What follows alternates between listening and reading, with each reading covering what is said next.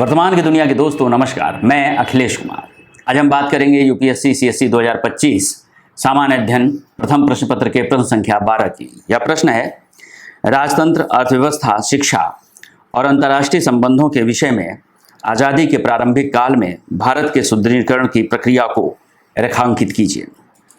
250 शब्द के इस प्रश्न के उत्तर में हमें आज़ादी के बाद जो हमारे राष्ट्र निर्माताओं ने इस देश को एक राष्ट्र के रूप में विकसित करने में जिस प्रक्रिया की शुरुआत की, हमें उस प्रक्रिया के बारे में बताना है। वह प्रक्रिया राजनीति के संदर्भ में, अर्थव्यवस्था के संदर्भ में, शिक्षा के संदर्भ में और अंतर्राष्ट्रीय संबंधों के संदर्भ में हमें स्पष्ट करनी है। अर्थात आज़ादी के समय भारत अंग्रेज़ों की गुलामी से निकला था और एक ऐसा देश निर्मित हो रहा था जो देश विभिन्न तरह की विभीषिकाओं को झेल चुका था। अंग्रेजी औपनिवेशिक शोषणकारी नीतियों का शिकार, सांप्रदायिक नीतियों का शिकार भारत न सिर्फ आज़ाद हुआ था बल्कि दो हिस्सों में विभाजित होने के लिए अभिशप्त भी हुआ था। ऐसे में 560 से ज़्यादा रियासतों को एकत्र करना, उन्हें एक राष्ट्र के नेतृत्व में संगठित करना एक बेहद महत्वपूर्ण कार्य था। और ऐसे में उस राजनीतिक चुनौती को स्वीकार करना था राष्ट्र निर्माताओं द्वारा, जिसको कि सरदार वल्लभ भाई पटेल के नेतृत्व में 560 से ज़्यादा रियासतों को एकत्र किया गया। इसके अलावा चुनाव आयोग की स्थापना, संविधान का निर्माण और विभिन्न तरह की अन्य व्यवस्थाओं का निर्माण उस समय की जो राजनीतिक चुनौतियां हैं, उस चुनौतियों को निपटने के जो विभिन्न पक्ष थे उन्हें स्पष्ट करती हैं। अर्थव्यवस्था के क्षेत्र में भी चूँकि दुनिया दो धुरों में बटी हुई थी, शीत युद्ध का दौर था और ऐसे में भारत जैसे देश जो कि औपनिवेशिक शोषण की दास्तां से आज़ाद हुए थे, क्या वो इनके साथ जाते? क्या वो पूंजीवादी या समाजवादी व्यवस्था अपनाते?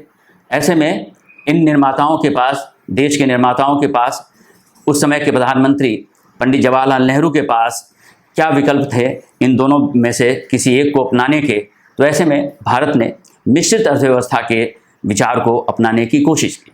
शिक्षा के क्षेत्र में राधाकृष्णन और मुदलियार आयोग की स्थापना के जरिए भारत में उच्च शिक्षा, तकनीकी शिक्षा और वैज्ञानिक शिक्षा पर बल देने का प्रयास किया गया। साथ ही नेहरू की गुट निरपेक्षता की अवधारणा ने भारत के तत्कालीन दौर के भारत की, वो भारत जिसको एक राष्ट्र के रूप में संगठित होना था, जिसको विश्व में एक राष्ट्र के रूप में मान्यता प्रदान करानी थी, उन्होंने किसी भी गुट का हिस्सा बनने की जगह गुट निरपेक्षता की नीति को स्वीकार किया। उन्होंने भारत की विदेश नीति की, अंतर्राष्ट्रीय संबंधों की नीति की जो बुनियाद रखी, उस बुनियाद का आधार गुट निरपेक्षता की नीति थी। इसके साथ साथ उन्होंने पंचशील का सिद्धांत दिया। इन सभी परिप्रेक्ष्य में ही इस प्रश्न को करना है। इस प्रश्न को आप इस तरह से लिख सकते हैं, स्वतंत्रता पश्चात राष्ट्र निर्माताओं की सबसे बड़ी चुनौती भारत को एक संगठित राष्ट्र के रूप में खड़ा करना था। उन्होंने राष्ट्रीय स्तर पर राजनीतिक, आर्थिक, शैक्षिक दिशा तय करनी थी। साथ ही संप्रभु राष्ट्र की वैश्विक पहचान भी स्थापित करनी थी। राजनीति के संदर्भ में क्या लिखेंगे? सरदार पटेल के नेतृत्व में 560 से ज़्यादा रियासतों का भारतीय संघ में विलय हुआ।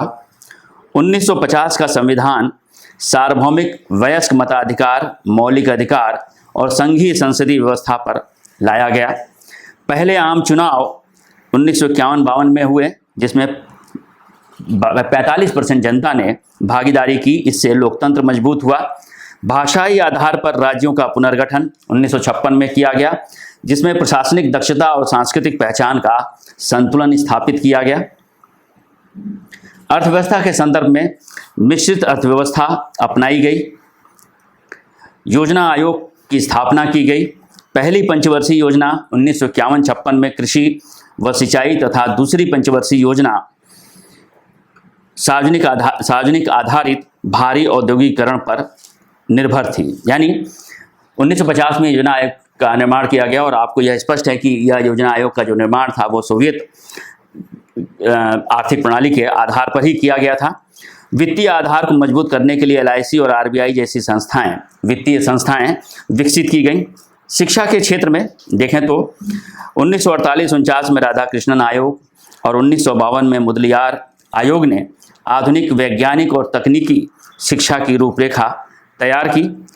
IIM, एम्स की स्थापना द्वारा उच्च शिक्षा व शोध पर जोर दिया गया। इसे व्यवस्थित करने के लिए 1953 में यूनिवर्सिटी ग्रांट कमीशन यानी UGC की स्थापना की गई। अंतर्राष्ट्रीय संबंधों के संदर्भ में हम जब बात करेंगे तो लिख सकते हैं कि नेहरू की गुटनिरपेक्ष नीति ने स्वतंत्र विदेश नीति का निर्माण किया।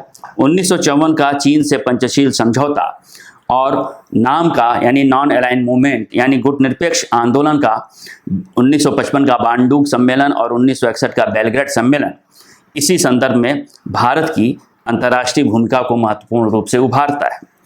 उपनिवेशवाद विरोधी संघर्षों, जिसमें मुख्य रूप से इंडोनेशिया, अफ्रीका और फिलिस्तीन जैसे क्षेत्रों में जो पश्चिमी उपनिवेशवादी शक्तियों के अधिकार में थे, उनसे इनको आज़ाद कराने में, उन्हें समर्थन करने में भारत ने अपने जिस नैतिक नेतृत्वकारी भूमिका का निर्वाह किया, उसने भी भारत की अंतर्राष्ट्रीय संबंधों में भारत की समझ को स्थापित करने की कोशिश की।